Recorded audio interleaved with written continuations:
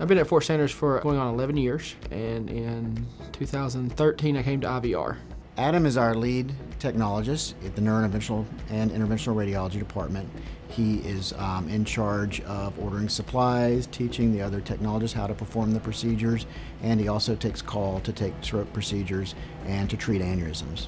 Adam and I have worked together here at Fort Sanders for the last 10, 11 years, and he's actually the reason that I'm here in this department. There's really not a normal day in IVR because we are an emergent department. You can plan all you want to, but the days are usually interrupted quite frequently with emergencies. Okay, so Wednesday, just a typical Wednesday at work. Went home and getting ready to go to bed, and actually put one leg on the bed and felt a pop or a flutter or an odd feeling in my head, and a lot of pressure behind my eyes, and my ears started kind of a lot of pressure in them, and severe pain in my head. After the onset of the symptoms, I thought it was really bad migraine, so I waited 13 and a half hours before I gave in and went to the ER. When I asked him, at any point, did you think this could have been an aneurysm? He said, yeah, I did think around 2 or 3 in the morning, as my eyes felt like they were going to explode, that this could be an aneurysm. Dr. Campbell came and saw me very promptly. Said he wanted to get a CTA of the head and neck, a CAT scan. And then a few minutes later, Dr. Wilbur was walking very quickly down the hallway towards me, and came in and told me it was a ruptured aneurysm in the anterior communicating artery. If it ruptured again, which most likely it would in the next 2 to 3 days, it would not be as good of an outcome. It'd be most likely very devastating or even fatal. An aneurysm is a weakness in the wall of the artery. Typically, it's related to an artery that's working too hard. Either a patient was born with one artery larger than the other, or there's too much flow in that artery and it wears out over time.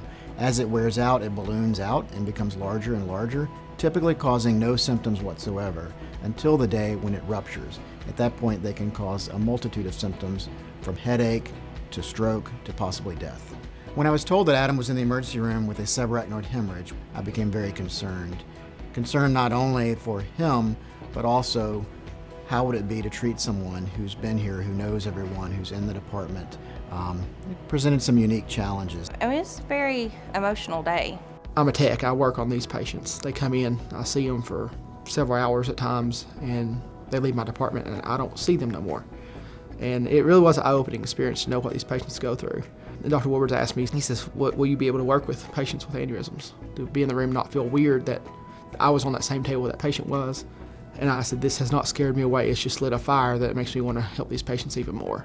And typically patients who have a ruptured aneurysm have a lot of fatigue for several months afterwards, so we've brought him back to work very slowly, but he's done very well. He has no neurologic symptoms or deficits from his stroke. My first day back, we had a patient that had the exact same aneurysm I had, and hers ruptured. And she's on the table, and she told me, she just don't know how bad my head's hurting. I said, yes, I do. I said, I've been there. I said, this is my second or third day back from having this done. I said, you're in the excellent hands. You're in the best hands possible you could be in. So it's a very, very eye-opening, very humbling experience to know what these patients go through. And in a way, I'm thankful I went through it.